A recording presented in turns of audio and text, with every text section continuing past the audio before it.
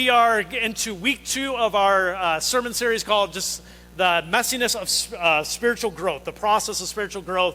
And through this series, what we're doing is looking at 3 things to help us understand how spiritual growth works. The first one is this: spiritual growth does not look the same for all of us. And the reason for that is because we're all different individuals. And so our spiritual journey and our spiritual growth will be unique to us. There is no one-size-fits-all plan that works for everyone. The second thing is this: spiritual growth is not a smooth process. It's not like you have this continual growth process that goes well. Spiritual growth looks like this: up, down, up, down, up, down. And what you hope is over time, you come out better on the opposite side of where you first started, and you come out healthier in a greater place of spiritual growth and maturity than you did when you first started. But there will always be high points and points where it feels like everything just crashed, and then you get back on the horse and you grow, and then you crash and you grow and you crash. And hopefully over time, if you started here through all those growths and crashes, you end up here and you have something positive in your life, and you are more spiritually mature than when you first started. The third thing is this: spiritual growth takes work, and it takes commitment. It's not just something you say, I want to grow spiritually and do nothing. It takes work, it takes commitment for that to actually be something that's part of your life. The end goal we want to get to is what the Apostle Paul talks about in Romans 12, where he says this: don't copy the behaviors and customs of this world, but let God transform you into a new person by changing the way you think. Then you will learn to know God's will for you, and which is good, pleasing, and perfect. Okay? So today what we're going to hit on is this. We're going to talk about developing a healthy perspective of ourselves. And this is key, because listen to these words in Psalms 138:6.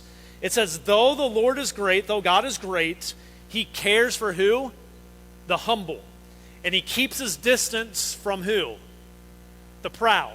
So he cares for the humble, but he keeps his distance from the proud. If we want to experience spiritual growth in our life, this is where the battle begins. This is the very beginning of it. It's a humble spirit versus having a proud spirit. To experience spiritual growth, we have to be people that have a humble perspective of ourselves in regard to our relationship with God, our Creator. We have to have a healthy, humble perspective of ourselves. Now, here's the thing. This is not easy in the society we live in.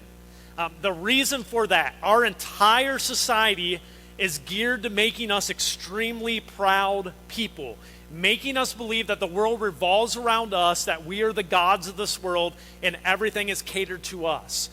We have a very distorted perspective of ourselves. Let me just give you some instances. If you go to a restaurant after church today, here's what's going to happen.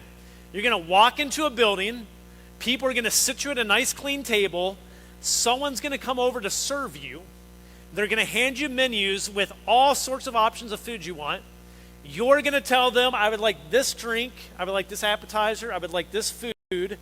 And then they're going to go away and say, thank you, sir or ma'am. And they're going to walk away. And within 10 minutes, they're going to bring you back food that's fully prepared for you, cooked for you, that you get to eat at your table. And while you're eating, if you drink all of your Coke or your water or whatever you have, they're going to keep refilling it. And they're going to come back 5 or 6 times while you eat and say, is everything good? Is everything good? Is your service good? And that's what you're going to get in America when you go eat. And if they have a problem or they mess something up, they're going to find some way to discount you or to give you something free because they want you to know how important you are. So you don't deserve to have mistakes happen to you. And we are so proud. If they make mistakes, we get angry at them, right? You gave me I said I want all rice, no beans. And you gave me beans and rice. How dare you? Go get me a new set of food, okay? Or my food isn't exactly what I ordered, and we get upset. Like it ruins our day that they gave us the wrong food. Advertising. All advertising is geared to tell you how special you are and to convince you if you would just buy their product, you would be even more special, okay? Every advertisement's that. It's just, you're the most wonderful thing ever, and if you would add our product to it, we just made this for you to make you even more wonderful. That's what advertising is. Stores and customer service. Who's always right in customer service? The customer. We are. You go in, you have a problem, they're going to try to appease you and make you happy before you leave. And some people are crazy whack jobs that will go in there and they're trying to get all sorts of things like refunded and stuff, and you're behind them going, these people are nuts and they're lying. And the store will still bend over backwards to meet their needs and appease them. That's the society we live in. If you've ever gone on a vacation to a resort or went on a cruise, you go on a cruise, a massive boat with an entire staff of thousands there to serve you in every need you have. We've gone to Disney more times than I can count, and more times I want to tell you because I'm ashamed of it, even though we have sold out now. But we've been to Disney so many times. But when you go to Disney, everything is geared to make you not have to do anything. And so they make your beds, they lay like little animal creatures on your beds every day. They put chocolates on your pillow. When you go out, people are always asking you, how can they serve you and what can they do for you? And if you'd like that thrown away or this thrown away, or if we can get you something. And we have these special little things that you can come to special rooms and we'll get you snacks and food and we'll tell you how wonderful you are. I mean, make you feel like kings and queens. It's amazing how we're served. And so when you look at that, it makes perfect sense that we have a completely distorted perspective of who we are and how important we are because of this culture we live in. And so here's the problem. We're in this environment that makes us extremely prideful people. But God says, I keep my distance from pride, and I care about those who are humble, and we are to have a humble spirit. And if we want to grow spiritually, we have to develop a humble spirit. So that is very difficult for us to have a honest opinion and an assessment of who we actually are. So what I want to do this morning to start is this. Give you some reality checks I found in Scripture that I think will help us humble ourselves a little bit. And they're just things in Scripture that kind of knock you down a peg, which is healthy for us, okay? So let me give you 4 reality checks that are good to help develop and maintain a humble spirit within us. The first reality check is this. You are tiny. Okay, you are tiny. Let me read to you from Psalms chapter 8, 3 and 4. It says this. When I look at the night sky and I see the work of your fingers, the moon and the stars you set in place. What are mere mortals that you should think of them, human beings that you should care for them? We are tiny. If you take the big view of things, when you're flying on a plane and you look down and you can kind of see cars when you're flying into a city, you can see all the cars on the highways and they're like little dots. And you can see them in all. And every time I do that, it puts into perspective how small I am. That I go home and I'm in my house and all, and I think I'm like this important person. I got my family, and I got my pool outside, and I got all these things, and I got my car, and then I go to work. And my whole world, I just see, and like even here, you're all big. And when you get up in the sky and you have that view down, you realize, dude, I'm like one of a million people in the city. I'm tiny. I'm insignificant. I'm a nobody. I'm tiny. So are you. You're tiny. You're nobodies. If you get a bigger perspective, in Psalms 8 here, it talks about seeing the moon and the stars. I often reference this. We don't see those in the city anymore. When's the last time you saw, if you live in the city, when's the last time you actually saw stars? One. Jeff and Elaine, you live out by a lake, so they see them all the time. Honestly, I got to go out to your house because I would need to see it just to get the perspective. But I remember as a kid sometimes going out at a camp we went to and looking up and seeing the stars, it just puts everything in perspective, like I'm so small. I'm so tiny. That's one reality check. Reality check 2 is this. We are temporal. Okay? We talked about this multiple times over the last several weeks, but we are not going to last forever. Ecclesiastes, Solomon says, we all come to an end of our lives as naked and as empty-handed as on the day we were born. We can't take our riches with us. Okay? We are tiny people. We are people that will not last forever. We are temporal people. You will not be here forever. At best, you get 80 to 90 years and you're gone. Okay? And you will no longer be remembered. You will just be gone, and life will move on and the world will move on. We are temporal. That is a reality check we need to remind ourselves of often. Reality check number 3 is this. We've made bad choices that make us enemies of God. Every one of us sitting here have made choices in our lives that make us an enemy of our Creator. Romans 5:10, it says this, for since our friendship with God was restored by the death of his Son, while we were what? Still his enemies.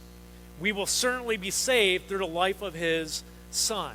The point of it is this. We've all told our Creator, we will live how we want to live, and you stay away from us and we'll do what we want to do.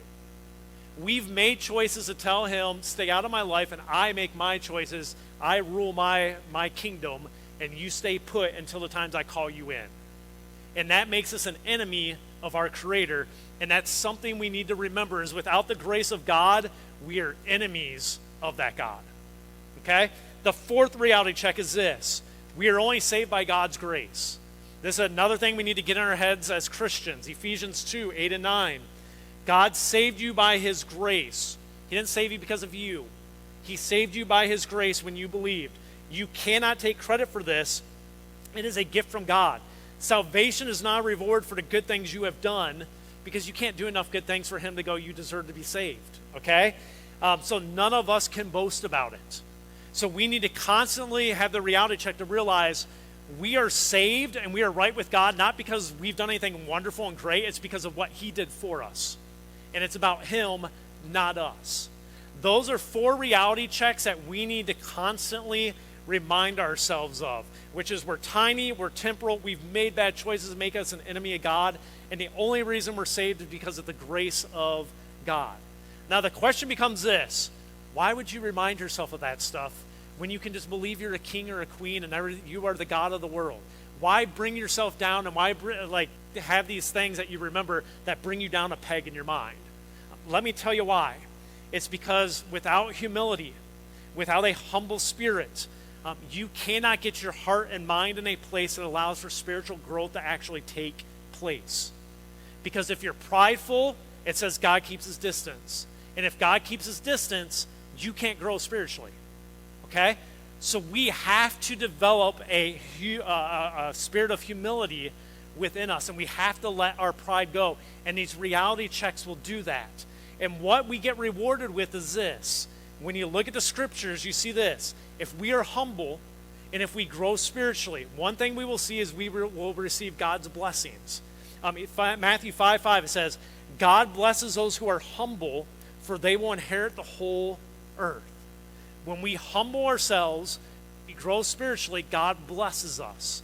What's that look like? A whole bunch of different things. A lot of it's internal. Sometimes it's external. It's not promised external, but it is promised internal, that you will feel different about your relationship with God and who you are and how you interact with him and your relation to him.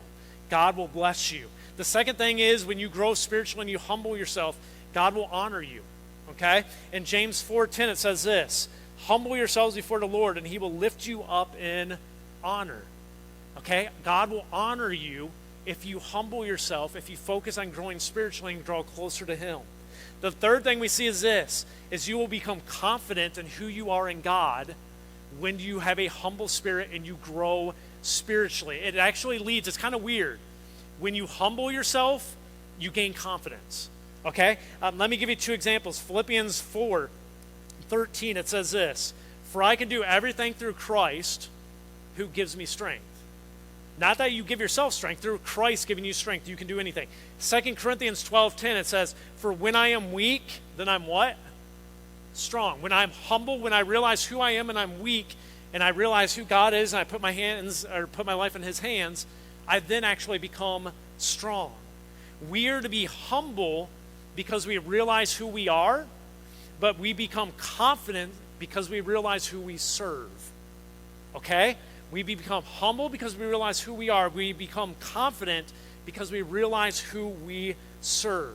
And we see this form of confidence that's rooted in humility throughout the Bible. When you look at some of the greatest examples of biblical people who serve God in amazing ways, you will often find this confidence they have, but it's all rooted in humility in their relationship with God. Let me give you 3 examples. These are my 3 favorite examples in the Bible.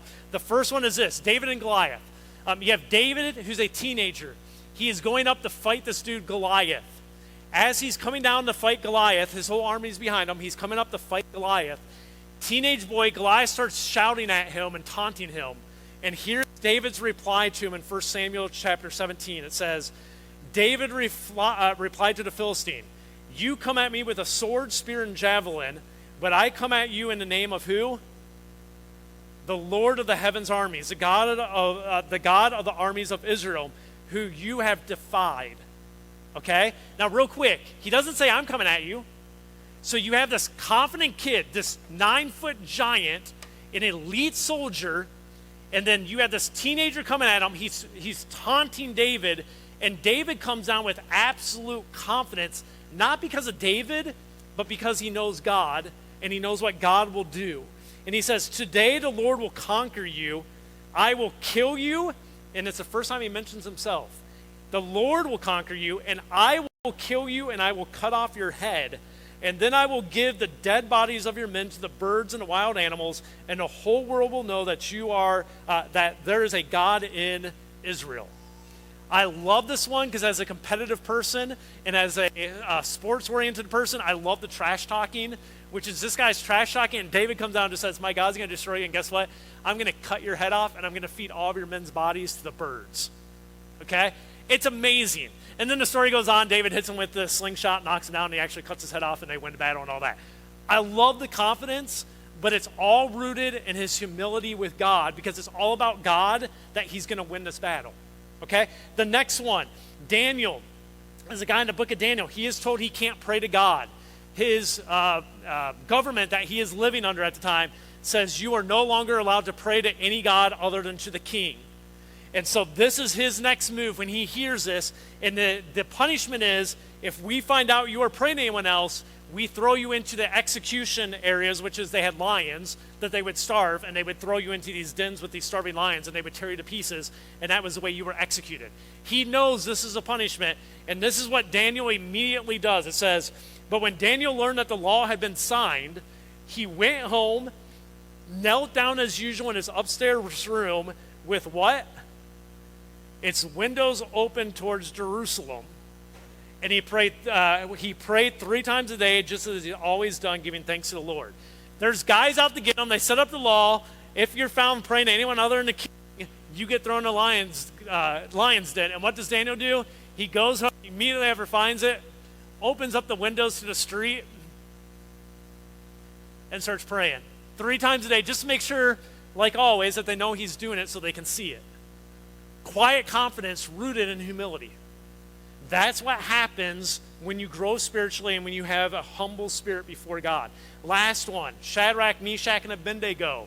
They're in the same book of Daniel. There are 3 more guys living in a pagan culture. The government says to them, you will worship this idol.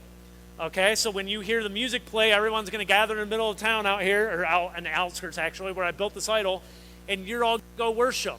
And if you don't, there will be consequences. So the music goes, Shadrach and Meshach and Abednego, they refuse to go worship. Everybody else is worshiping, and there's 3 guys standing there refusing to bow down.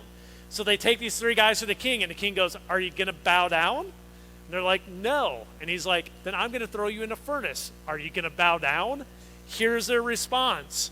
Shadrach, Meshach, and Abednego replied, O Nebuchadnezzar, which is the name of the king, we do not need to defend ourselves before you. If you are thrown into the blazing furnace, the God who we serve is able to save us. He will rescue us from your power, O Majesty. And I love this part. But even if he doesn't, okay, we want to make it clear to you, your Majesty, that we will never serve your gods or worship your gold statues you have set up. Love that one. They basically go, hey, guess what? We're not going to do it. And if you throw us in a furnace, our God can save us. And just so you know, if he doesn't and we die when you throw us in, we were never going to do it anyways. There is nothing you were ever going to get us to do to serve your idols and to bow to your idols. It was never going to happen. Okay? These are guys with incredible confidence because they had a humble spirit with God. And through that, it brings confidence. The world tells you the way you get confident is being prideful. The way the Bible tells you become confident is you become humble and recognize your place before God and who you serve, and then you will have a confidence the world has never seen before. Okay? A humble spirit before God leads us to be confident people before men. Because as we grow spiritually, we learn that we can say with confidence these words from Hebrews 13:6, which says, the Lord is my helper, so I have no fear. What can mere people do to me? Okay? Incredible confidence. So if you want to grow spiritually, If you want to find God's blessing, if you want to find God's honor, if you want to develop confidence in your life, it all starts with having a proper perspective of your life, and it starts with having a humble spirit before your God. Would you pray with me? Heavenly Father,